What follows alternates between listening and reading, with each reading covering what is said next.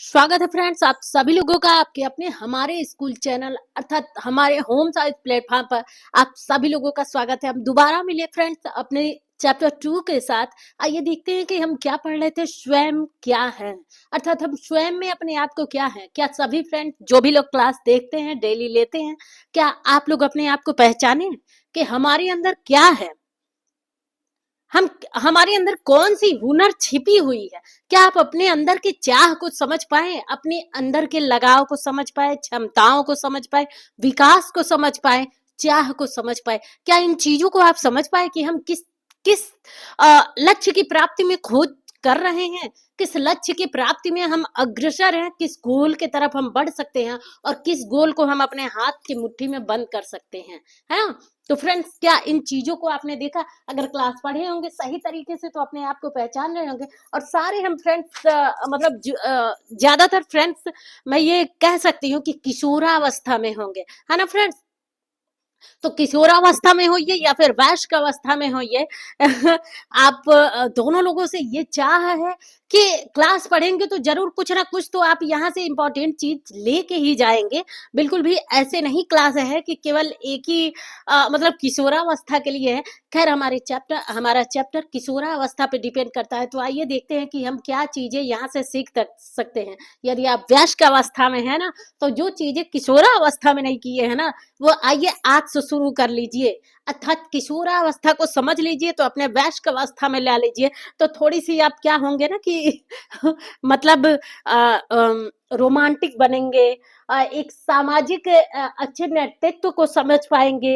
एक भविष्य की जो मतलब क्योंकि कहा जाता है ना कि किशोरावस्था में तरह तरह की मानसिक क्षमताएं उत्पन्न होती हैं। और जिससे बच्चे क्या होते हैं ना कि किशोरावस्था के जो बालक होते हैं या बालिकाएं होती हैं ना, अर्थात लड़के और लड़कियां दोनों उस चाह की तरफ काफी तेज बढ़ना चाहते हैं, है ना। यदि उनमें डॉक्टर बनने की चाह रुचि समाई है ना, तो वो कुछ और ना देखेंगे, वो आंख बंद करके अपने पढ़ाई में आगे बढ़ना चाहेंगे।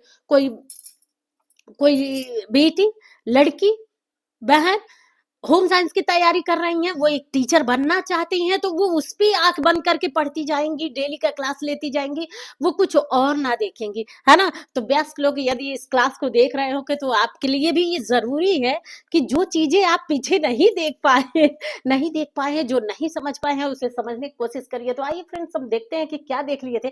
किशोरावस्था के बारे में हमने जाना था कि सकारात्मक कार्यों को करके हम किस प्रकार से अपने चाह को, अपने लक्ष्य की तरफ बढ़ सकते हैं। किशोरावस्था के एज को हमने जाना जो 13 से 19 वर्ष भी बता सकते हैं, 13 से 19 वर्ष को हमने समझा था। और इसके साथ हमने जो शारीरिक शारीरिक मतलब इसमें बदलाव होती है, भावात्मक बदलाव होती है तथा मानसिक बदलाव होती है। हल्का सा इरेज करते हैं, जो भी लोग क्लास देख चुके होंगे उन्हें समझ में आ गया होगा। तो फ्रेंड्स एनसीईआरटी का बुक मैं पढ़ाती हूँ, इसीलिए जब वो चैप्टर खोलती हूँ ना तो यहाँ पे बिल्कुल भी जगह नहीं रहता। मैं अपने आप से तो अलग से कोई कोई चीज पढ़ाती नहीं हूँ कि यहाँ पे जगह थोड़ी छोड़ी रहूं। तो ये देखिए एनसीईआरटी का ही बुक है, और जो भाई चैप्टर में दिया होगा थोड़ी बहुत जगह वहां से छूटा होगा तो वहीं पे हमें हल्का सा डिस्कस करना पड़ता है, क्वेश्चन विद क्वेश्चन के साथ समझना पड़ता है ना। तो आइए देखते हैं कि किशोरावस्था को क्या क्या बताया गया है ना। क्लास छोड़ के कोई भी नहीं जाएगा क्योंकि क्लास बहुत इंपॉर्टेंट होने वाला है। क्वेश्चन यहाँ से खूब पूछ लिए जाते हैं फ्रेंड्स। यदि आप किसी भी प्रकार की होम साइंस की तैयारी कर रही हैं तो एक बार नहीं 100 बार मैं कहूंगी कि मतलब यहाँ से क्वेश्चन, हर एक लेक्चर से आप 2-4 क्वेश्चन पा ही सकते हैं। और आखिर एग्जामिनर बनाएगा कहाँ से क्वेश्चन? भाई यहीं से तो क्वेश्चन बनाएगा, क्योंकि बुक ही यही है ना। दूसरी जगह तो बनाएगा नहीं। तो विद थ्योरी के साथ क्वेश्चन देखते चलेंगे ना, तो एक जान लीजिए कि स्टोरी टाइप से आपके दिमाग में ये लेक्चर, ये क्लास, ये पाठ, ये लेसन आपके दिमाग में बैठ जाएंगे, है ना। तो देखिए किशोरावस्था क्या क्या मतलब किन किन दौर से गुजरता है ना। तो एक शारीरिक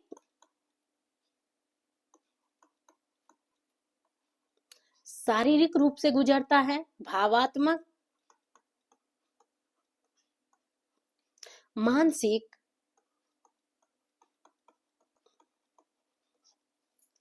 इन सभी परिवर्तनों के साथ किशोरावस्था गुजरता है। अब सोचिए क्या उसके अंदर कितनी मतलब कार्यों को करने के लिए कितना दिमाग हमेशा वो मतलब एक्टिव रखना पड़ेगा, है ना? तो इसके साथ हमने पिछले वाले लेक्चर में मतलब पिछले मतलब ये मानिए कि पिछले वाले चैप्टर में हमने देख लिया था ना कि किस प्रकार से सबसे पहले तो हम अपने स्वास्थ्य का ध्यान रखें। स्वास्थ्य ध्यान रखें ना तो कहीं ज्यादा सही होता है। अच्छा, अब देखिए आत्मविश्वास का उसके अंदर बहुत चाह होती है।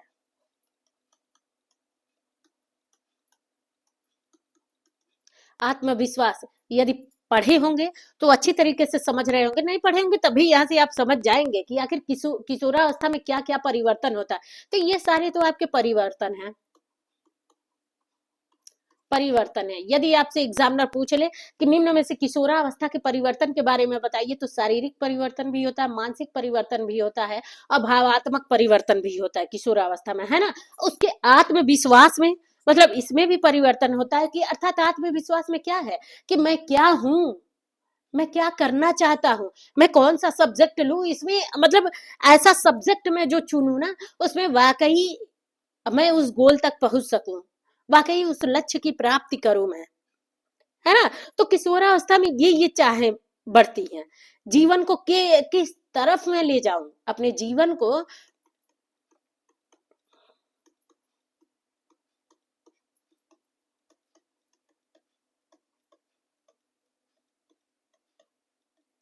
अपने जीवन को किस दिशा में ले जाऊं, है ना? इन चीजों को मानता है।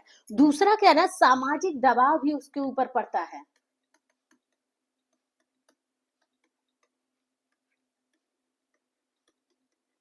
सामाजिक दबाव पड़ता है। अच्छा, आप देखते हैं ना किशोरावस्था से, यदि मान लीजिए आप किशोरावस्था में हैं तो इस चीज को अभी आप फील कर रहे होंगे, महसूस कर रहे होंगे। और यदि आप वयस्क अवस्था में मतलब मान लीजिए 2-4 साल तैयारी करते हुए बीत गया, वयस्क अवस्था में है, तो आप सोच के देखिए जब आप किशोरावस्था में थी, दोनों लोग इस टाइप को सोच के देखिए जो भी लोग क्लास देख रहे हैं कि जब हम इस किशोरावस्था में रहते हैं ना, मैं भी खुद सोच के देखती हूँ, खैर मैं जब बुक को पढ़ती हूँ तो मैं सोच लेती हूँ, तो इसीलिए आप लोगों को फील कराना चाहती हूँ कि मतलब देखिए जब हम किशोरावस्था में रहते हैं ना तो इस चीज को हम सोचते हैं कि मतलब मैं ये ड्रेस पहन के बाहर निकलूंगी तो क्या लोगों को अच्छा लगेगा, अच्छी लगूंगी, मैं ये साड़ी पहन के निकलूंगी तो अच्छी लगूंगी।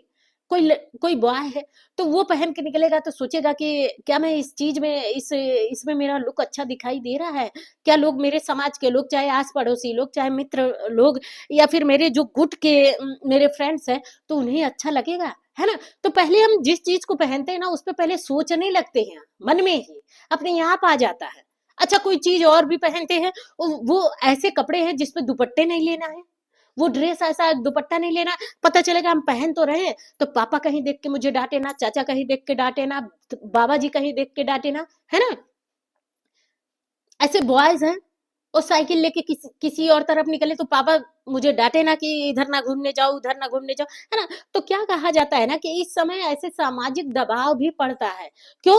क्योंकि उस समय हार्मोन्स चेंज मतलब हमारे शरीर में इतने बदलाव होते रहते हैं कि खुद हम अपने आप को अभी समझ नहीं पाते हैं, क्योंकि शारीरिक बदलाव भी होता है हमारे साथ, है ना? तो इन चीजों को हम समझ नहीं पाते हैं। तीसरा अच्छा क्या देखते हैं ना,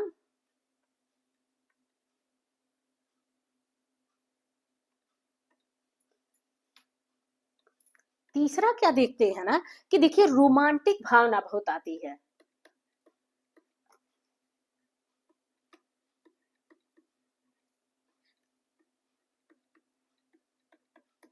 क्या आती है कि रोमांटिक भावना बहुत आती है, और रोमांटिक भावना का मतलब समझ लीजिए ना, अभी जस्ट पीछे ही बीता है ना 14 फरवरी। क्या बीता है आपका? 14 फरवरी बीता है ना, तो बहुत लोग मनाए होंगे। खैर मुझे दिल उल बनाने नहीं दिल उल बनाने नहीं आता, तो ये बहुत लोग अभी मनाए होंगे, पता नहीं कैसे बनता है। तो ये ये जानने की कोशिश करिए कि मतलब एक वो मैं बताना चाह रही हूँ ना कि ये जो रोमांटिक भावना है ना, ये भी किशोरावस्था में उत्पन्न होता है। मतलब हम सभी लोग इतने कर लेते हैं, लेकिन मेन यही बात होती है ना कि जब हम यहाँ पे अपने इन भावात्मक चीजों को रोक ले, जो ये रोमांटिक पना उत्पन्न होती है ना हमारे अंदर, जो ये भाव उत्पन्न होता है ना हमारे अंदर, इसे यदि हम यही यदि रोक लिए तो क्या होता है ना, ये जो प्यार है, लगाव है, प्रेम है, ये सब अगर हम अपने किताबों से पढ़ लिए ना, बुक से अपने पढ़ लिए ना, तो हमारे अंदर बहुत क्या होगी, कहीं हम आगे बढ़ सकते हैं, कहीं आगे हमारा नजरिया और बढ़ सकता है, हम आगे बढ़ सकते हैं। इन सब प्यार व्यार के चक्कर में, रोमांटिक चक्कर में पड़ने उड़ने से ना क्या होता है ना, बस हम गलत रास्ते पे जाते हैं और कहीं नहीं जाते। मैं तो इसे काट सकती हूँ कि ये बस हम गलत रास्ते पे जाते, कहीं अच्छे रास्ते पे। अब 14 फरवरी को अभी जल्द में ही क्या हुआ है, वैलेंटाइन डे मना है, तो बहुत लड़के लड़कियां बेफालतू के इधर उधर जाके बताइए अपना टाइम वेस्ट कर रहे हैं। अच्छा, ये भी एक महसूस करके देखिए, जब इस अवस्था में चलते हैं ना, यदि बच्चे इसमें पड़ गए, है ना, बच्चे अपने आप को खुद स्वयं संभाल ना लिए, तो सोचिए क्या इससे कुछ मिलने वाला है? बस इतना ही अपने मन से पूछ के देखिए कि इससे कुछ मिलने वाला है? बस एक दूसरे के चक्करबाजी में, एक दूसरे के इंतजार में, एक दूसरे के चाह में हम अपना कितना टाइम वेस्ट करते हैं। यदि इसी किशोरावस्था में, क्योंकि हमारी बौद्धिक क्षमताएं बहुत तीव्र होती है, इसमें क्या होती है कि बौद्धिक क्षमता हमारी तीव्र होती है, इसमें तीव्र होती है। और जब बौद्धिक क्षमता तीव्र होती है ना, तो सोचिए ये जो सारा हम अपना दिमाग, टाइम, जो सारी चीजें हम अपना जाके इस वैलेंटाइन डे में, रोज डे में, दिल डे में, टेडी बियर डे में, क्या चॉकलेट डे है, पता नहीं क्या क्या फलाना फलाना डे है, इन चीजों में लगा रहे हैं ना, तो कम से कम हम पढ़ाई वाले दिनों में लगाए ना, तो सोचिए आपको क्या मिल सकता है। और इसमें क्या मिलेगा, बस आज को पिज्जा, बर्गर, बिरयानी, चॉकलेट सब मिल गया, बस कल को कुछ ना मिलने वाला है ना। और यदि आप इन चीजों को, इन पड़ाव पे अच्छे से अपनी तैयारी कर लिए, अपनी पढ़ाई को मजबूत बना लिया ना, तो सोचिए आगे चल के आप वाकई रियल कह रही हूँ कि एक सक्सेसफुल बेटी या सक्सेसफुल बेटा बन सकती हैं, है ना, महिला बन सकती हैं या लड़का बन सकते हैं। मतलब मान लीजिए जिस जिस अवस्था में आप हैं, मैं उस अवस्था की बात कर रही हूँ। ये सब फिजूल टाइम उधर एक तरफ रख दीजिए। मान लीजिए कोई भी फ्रेंड्स, ये कोई बात नहीं है, क्योंकि ये नॉर्मल चीज है, किशोरावस्था का ये नॉर्मल चीज है, होना ही होना है, क्योंकि हार्मोन्स चेंज होते हैं ना, तो अपने आप ये प्रकृति का नेचर है कि हमारे अंदर ऐसे लगाव उत्पन्न होता है। हमने पढ़ लिया है कि स्टेनले हॉल ने भी इसे बताया है कि इस समय क्या होता है ना, एक दूसरे के लैंगिक लगाव की तरफ आकर्षण बढ़ना बढ़ती है। तो खैर बढ़ेगी बढ़ेगी, लेकिन क्या हम इसे रोक सकते हैं? हमारे अंदर के भी तो सहन शक्तिशील, ये भी तो हमें जागृत करना चाहिए कि हम रोक सकते हैं इसे। हमें नहीं, हमें पढ़ाई में ध्यान देना है। आज वैलेंटाइन डे है तो हम कहीं ना बाहर निकले, हम और कस के 2-4 चैप्टर पढ़ जाएं, है ना। गया वो दिन तो बीत गया, लेकिन जो पढ़ गए वो हमारे साथ रह गया, वो हमारा साथ देगा।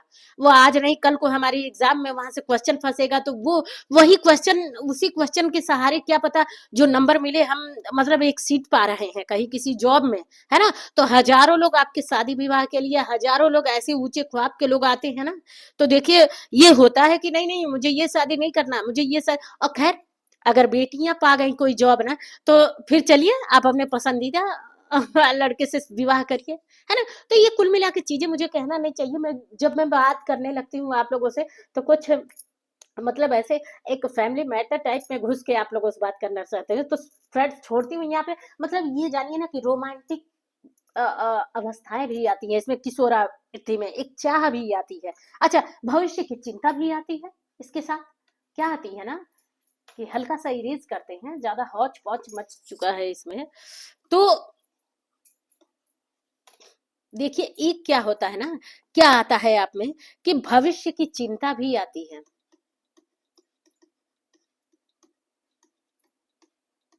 अच्छा, बहुत लोग इस दिल उल के चक्कर में नहीं होंगे ना, इधर उधर बेफालतू के टाइम वेस्ट नहीं करते होंगे, तो ये मेन मकसद उनका होता होगा, मेन मकसद। और इसी टाइम पे क्या है, किशोरावस्था में कि भविष्य की चिंता, आखिर मैं क्या करूं, कौन सा सब्जेक्ट लूं, है ना। अब भाई आप आर्ट साइड में ही यदि आप मतलब सही चल रहे हैं, तो सर्विस पाके तो दोनों से वही सैलरी पाना है।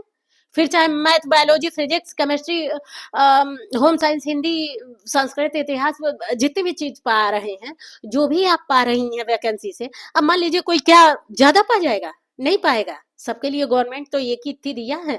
तो फिर चाहे आप साइंस साइड से पढ़िए, आर्ट साइड से पढ़िए, इसमें कोई वो की बात नहीं है। जिसमें आप तेज होइए ना वही पढ़िए। साइंस साइड में तेज है तो उस विषय को चुनिए, लेकिन वाकई भविष्य आपका तभी निखरेगा ना, तभी निखरेगा जब आप सही लत चुनाव करेंगे, सही चुनाव करेंगे, है ना। कोई इसमें शर्माने उरमाने की बात ना करिए, है ना। आप खुश हो के अपने सब्जेक्ट का चुनाव करिए। तो ये भी हमारी अवस्थाएं होती हैं। एक तो होती है आत्मविश्वास की, हमारे अंदर आत्मविश्वास है, हमारे अंदर आत्मविश्वास है कि हम पेपर क्लियर कर लेंगे, तो कर लेंगे। वाकई देखते हैं ना, वो बच्चे बड़े मजबूती के साथ पेपर हॉल में जाते हैं। स्वतंत्रता का भी तो बहुत चीजों को हमने समझा किशोरावस्था में। अब आइए देखते हैं कि हम क्या देख लिए थे।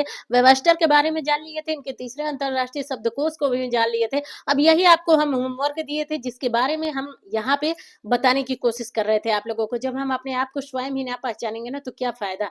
अब आइए देखते हैं कि यहाँ पे क्या हम लोगों को जानना था ना, कि मतलब कुल मिला के यही जान लीजिए ना कि यदि यदि आप डिसिप्लिन में रहते हैं, यदि आप सही डिसिप्लिन, अर्थात जान लीजिए, एक बात तो मेरी जरूर सुनिए, यदि क्लास देख रहे हैं तो, जो ये किशोरावस्था है ना, इसमें हल्की सी डिसिप्लिन यदि हम ला देना, तो हमारा जीवन क्या होगा, हैप्पी हो जाएगा। बस हल्की सी डिसिप्लिन लाइए, इसके साथ टाइम मैनेजमेंट सीख लीजिए, क्योंकि हमारे हमारे सब्जेक्ट में ही हमें टाइम मैनेजमेंट करना सिखाया जाता है। ये नहीं कि साइकिल लेके सारे दिन घूमते रहिए, लफंडों की तरह इधर उधर घूमते रहिए सारे दिन, खूब सुंदर बन के मेकअप करके, बाल वगैरह झाड़ के, अच्छे से ड्रेस पहन के सारे दिन आप घूमते रहिए हीरोइन बन के, है ना। तो कुछ नहीं इससे मिलने वाला है। यदि आप टाइम मैनेजमेंट का ध्यान करते हुए चल रही है ना, और चल रहे हैं ना, तो मतलब मान लीजिए, एक एक एक चीज होता है ना कि मन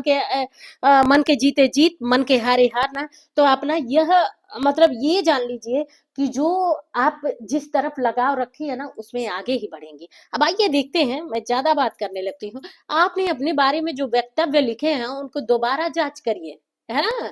जो भी चीजें लिखे, इसमें से कुछ आपके अपने भौतिक पक्षों को दर्शाता है ना। मतलब आप जो भी फ्रेंड्स इस चीज को की हैं, जो भी इन लाइनों को यदि आप भर रखी हैं, फील की हैं, तो उसमें देखिए कि क्या आपने सही सही भरा है, क्या आप इन चीजों को सही रूप में प्रदर्शित की हैं, सही सही अपने चीजों को लिखी हैं, जो भी इसमें लिखने की कोशिश आप की हैं, क्या सही लिखी हैं। तो उसे ही कह रहा है कि क्या कह रहा है ना, कि भौतिक पक्षों को दर्शाते हुए, तो आपने कुछ बताया है कि मेरे पास बहुत गहने ज्वेलरी है, मेरे पास बहुत सारे किताबें बुक हैं, मेरे पास बहुत अच्छी अच्छी एनसीईआरटी की बुक है, मेरे पास बहुत अच्छी अच्छी एनसीईआरटी बुक से संबंधित क्वेश्चन वाले चीजें हैं, जहां से मैं अपनी अच्छी तैयारी कर सकती हूँ। खैर भौतिक चीजों में तो बहुत चीजें आ जाएंगी, लेकिन मैं ओनली आपको पढ़ाई के एक वो से बता रही हूँ, है ना।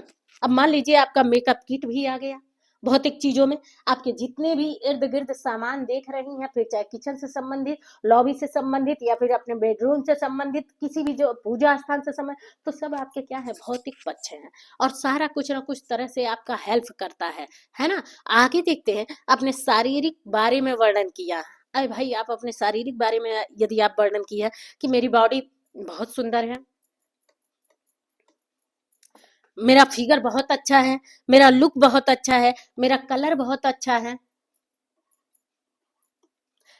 मेरा कलर बहुत अच्छा है, अच्छा, मेरा शेप बहुत अच्छा है, आकार बहुत अच्छा है, ऊंचाई मेरी बहुत अच्छी है, मेरा क्या मतलब ये जान लीजिए कि मेरे बाल और आंखें ओके बहुत सुंदर है, मैं एक एक्टर की तरह दिखती हूँ। इस चीज को आप अपने शारीरिक वर्णन की है, कुछ वक्तव्यों में अपने अनुभूतियों में अपने भावनाओं को दर्शाया है ना। अपनी भावनाओं को बताई है कि मतलब मेरा मन किस तरफ ज्यादा लगाव करता है, किस सब्जेक्ट में लगाव करता है, किस खाने में में लगाव करता है, कहाँ घूमने में मेरा मन भावात्मक विचार जाता है, कितना पूजा पाठ करने में भावात्मक विचार करता है, लोगों के मतलब मान सम्मान में कितना वो करता है। तो इस चीज के बारे में आपने दर्शाया, कुछ अपनी और मानसिक क्षमताओं के संदर्भ में बताया, है ना। अन कुछ कुछ वक्तव्यों में अपने व्यक्तियों के साथ अपने संबंध बताएं, जो आपके द्वारा निभाई गई भूमिकाओं के प्रतिदिन के संबंधों के संदर्भ में है, जैसे बेटा बेटी, भाई बहन आदि, है ना। अर्थात क्या है, आप अपने संबंधों को तो बहुत तरीके से बता सकती है, मतलब एक पारिवारिक संबंध होता है, एक सामाजिक संबंध बता सकती हैं, आध्यात्मिक संबंध बता सकती हैं, धार्मिक संबंध के तरीके से बता सकती हैं, है ना। कुल मिला के आपने अपने परिवार के संबंध को बताया, माँ बेटी बहन, भाई बहन का रिश्ता बताया, दादा दादी का रिश्ता बताया, मम्मी पापा का बताया, पति पत्नी का रिश्ता बनाया, चाचा चाची का रिश्ता बताया, है ना। कुछ हमने सामाजिक संबंधों को आपने बताया कि मित्र है, पड़ोसी है, शिक्षक है, ये सब क्या है आपके संगोष्ठी है, इसमें बता दी।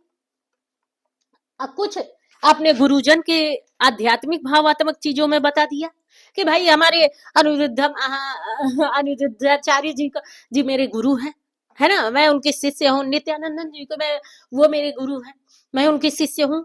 बागेश्वर धाम जी मेरे क्या हैं, गुरु हैं, मैं उनके शिष्य। तो इस प्रकार से अपने विभिन्न तरीकों को, अपने अपने लगाव को, अपने चाह को आपने प्रदर्शित किया इसमें। अर्थात अपने अपने परिवार के समुदायों से संबंधित संदर्भों में संदर्भ को प्रस्तुत किया है, वे संदर्भ में, तथा कुछ ने अपनी मान्यताओं के संदर्भ में दर्शाया है, कुछ बातों में आपने अपने स्वयं को एक कर्ता के रूप में बताया है ना। अब मान्यताओं को आपने कैसे प्रदर्शित किया कि आप धार्मिक स्वभाव के हैं, आप सामाजिक नियम कानून परंपराओं को निभाने वाली हैं, आप राजनीतिक समझदारी को बता रही हैं कि आपका क्या है, किसी दल में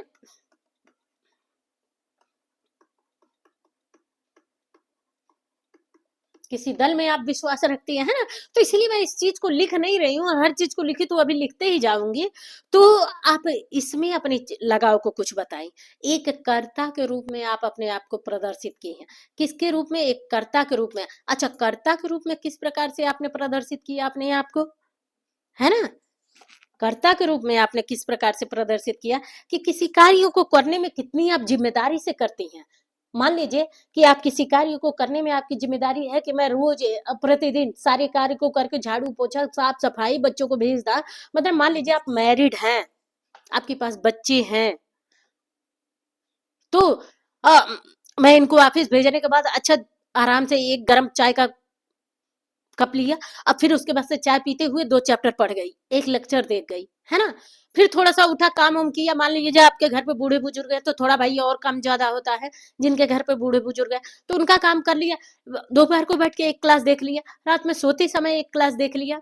भाई परिवार के माहौल से परिवार को, यदि मान लीजिए गृहिणियां आपके घर की तैयारी कर रही हैं तो इतना तो आपको भागीदारी निभाना चाहिए कि वो जब कहे 7:30-8 बजे के आसपास आपको खाना खा ले लेना चाहिए, आपको स्वयं अपना अपना दवा ले लेना चाहिए, पानी ले लेना चाहिए, रख लीजिए। बहुत लोग कहते हैं ना, अच्छा पानी रख देना, रात में खांसी आती है, तो ये चीज दूध दे देना, दूध वहां पे निकाल लेंगे तो आप दूध ले लीजिए वहीं पे खड़ा होके, अपना अपना लेके पी लीजिए, अपना अपना खा के रख दीजिए, लाके सिंक में बर्तन डाल लीजिए, है ना। तो आपके घर की जो भी गृहिणियां यदि तैयारी कर रही हैं, बहन बेटियां तैयारी कर, तो आप सोच सकते हैं कि सारा काम करने के बाद क्या आप बाहर ऑफिस में काम कर रहे हैं तो उस काम के बदले वो सारे दिन घर का भी तो काम करती हैं, तो ऐसा मानिए कि वो ऑफिस इतना ही काम घर पे भी करती रहती है, जब तक आप ऑफिस से आते हैं तब तक वो क्या खड़ी ही रह जाती हैं, फिर आपके चाय नाश्ता खाना वगैरह में लग गई है तो तैयारी अपनी कब करेंगे। तो थोड़ा सा आप भी अपने अपने इन साथियों का, अपने लोगों को, अपने व्यक्तियों का सम्मान करिए, साथ दीजिए, समय दीजिए, टाइम मैनेजमेंट सीखिए, क्योंकि आपकी भी जिम्मेदारी है इन चीजों को सीखना। तो उस चीज को बताइए, इन चीजों को वर्णित किया है जो आपने एक व्यक्ति के रूप में निष्पादित करते हुए कहा है। अब कार्य में आपने बहुत निर्णय ले ली है कि मुझे टीजीटी क्वालिफाई करना है, तो भाई रोज आपको 1 घंटे तो टाइम निकालना ही पड़ेगा, 1 घंटे टाइम निकालना ही पड़ेगा। 1 घंटे ही क्या फ्रेंड्स, 1 घंटे से क्या होने वाला है, 2-4 लेक्चर डेली देख लिया करिए, ऐसे घूमते आप खाना बना रही हैं, लीड लगा लीजिए, अच्छा सा एक लीड मंगवा लीजिए, कान में लगाए रहिए, उसे सुनते जाइए, ऐसे पढ़ लीजिए, कैसे भी पढ़ लीजिए, है ना। यदि आप निर्णय लिए, योजना बना लीजिए, एक प्रयास करना, और ये सारे किसके बीच में आते हैं, आपके कर्ता के बीच में आते हैं। भाई इतना इतना कार्य आप कर लेती हैं, है ना, इतना इतना कार्य को आप कर लेती हैं, तो इस प्रकार से आप अपने कर्ता के रूप में प्रदर्शित की, और किसमें प्रदर्शित की, इन्हीं सारे पेपर में, है ना? जो आप एक व्यक्ति के रूप में निष्पादित करती हैं, कुछ में एक अभिकारक के रूप में भी, जबकि आप अपने आप को स्वयं को एक विचारक के रूप में भी वर्णित करती हैं। इस प्रकार आप देख सकती हैं कि स्वयं को अपने आयाम में मुख्य रूप से हम यह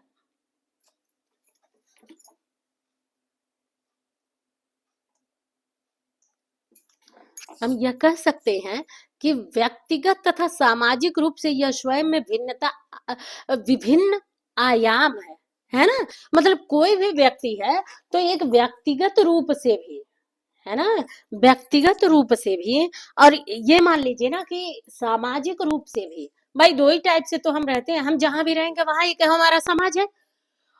हमारे व्यक्तित्व का निर्माण किससे होता है? हमारे व्यक्तित्व का निर्माण किससे होता है? हमारे व्यक्तित्व से ही होता है। और जो कैसे बनेगा? एक सामाजिक लगाव से बढ़ेगा। अब आपका व्यक्तित्व डिपेंड करता है कि उस समाज में आप रहते हैं तो किस प्रकार से रहते हैं, क्या उस समाज से संबंधित रहते हैं कि गाली गलौज करते हुए रहते हैं, है ना? भाई आपका समाज एक उच्च वर्ग का है। अब मान लीजिए ग्रेटर नोएडा है, दिल्ली है, बैंकॉक है, लखनऊ है, ऐसे ऐसे सिटी में आप हैं, तो वहां पे गाली गलौज करते लड़ते भिड़ते तो नहीं ना रहेंगे। वहां पे तो सीधे डायरेक्ट लोग कॉल करेंगे, कॉल करके तुरंत पुलिस को बुला देंगे, आपसे लड़ने बाजने नहीं जाएंगे। ये गांव वाला एरिया नहीं है। अच्छा आप गांव में हैं तो चलिए हर टाइप से सीख लीजिए, हर टाइप से, भाई मजबूरी है, हर टाइप से रहना पड़ेगा। आज हम एक दूसरे को गाली दे लिए और कल एक दूसरे को हम क्या करेंगे, कढ़ी चावल बांटेंगे, पूरी बिरयानी बांटेंगे। तो ये भी एक लगाव होना चाहिए कि हमारे में क्षमता है कि आज उन्हें दो चार गाली भी दिए थे, गाली खिला दी है, और कल को हम क्या चाउमीन बिरयानी, पूरी बिरयानी ये सब खिला रहे हैं और हम खा रहे हैं आपस में। तो वो समाज पे डिपेंड करता है कि आपका समाज कैसा है, ये विभिन्न आयाम द्वारा प्रदर्शित होता है ना? व्यक्तिगत स्वयं के वे पक्ष हैं जिनमें केवल आप जुड़े हैं, और व्यक्तिगत क्या है ना, आप में जुड़े हैं। यदि आपका व्यक्तिगत व्यक्तित्व ये बता रहा है कि मुझे गाली नहीं देने आता, तो आप नहीं दे पाएंगे, भले ही अगला आपको कितनी इंग्लिश में गाली दे दे, कितनी भोजपुरी में गाली दे दे, कोई फारसी में, पंजाबी में, मराठी, गुजराती, किसी चीज में गाली दे दे, आप चुपचाप सुनेंगे, आखिर वो भों भों करते चला ही जाएगा। तो ये आपका व्यक्तित्व है, एक शांत मिजाज के आप हैं, क्योंकि हमने वो पिछले वाले लेक्चर में पढ़ लिया है कि बहुत ज्यादा गर्म मिजाज बनना भी क्या है, हानिकारक है, निगेटिव की तरफ रास्ते ले जाते हैं, है ना? आप जो, जबकि सामाजिक स्वयं का अर्थ उन पक्षों से है जहां आप अब अन्य व्यक्तियों के साथ जुड़े हुए हैं। इनमें आप आपस में बांटना, सहयोग, समर्थन और एकता आदि शामिल है। भाई आप अपने आस पड़ोस के अगल बगल में है तो लड़ भिड़ के तो रहेंगे नहीं। भाई आज गाली दी है तो कल को चाउमीन बिरयानी बांटना ही पड़ेगा, क्योंकि एकता उत्पन्न करना है। और क्यों? क्योंकि साथ तो वही देंगे, सबसे पहले बगल वाले ही साथ देते हैं। अगर कोई बात होती है, कोई दिक्कत होती है, सामने वाले ही साथ देते हैं, आपके आस पड़ोसी ही आपके साथ देंगे, है ना? कई दूर का रिश्तेदार नहीं तुरंत आएगा आपको साथ देना। पता चले हार्ट अटैक पड़ा है, वहीं आप अपने स्लैब पे पड़े हुए हैं गिरे, तो कौन उठाएगा? आपका बगल वाला उठाएगा ना, आपका सामने वाला उठाएगा ना, आपके आस पड़ोसी, आपके मित्रजन, आपके पास के लोग उठाएंगे। तो इसीलिए एकता जरूरी है। बांटते खाते मिलाते रहिए, सहयोग की भावना निभाते रहिए। ये नहीं कि वो आपका हेल्प कर दिए, कल को आप उनका हेल्प करना है तो भाग लीजिए।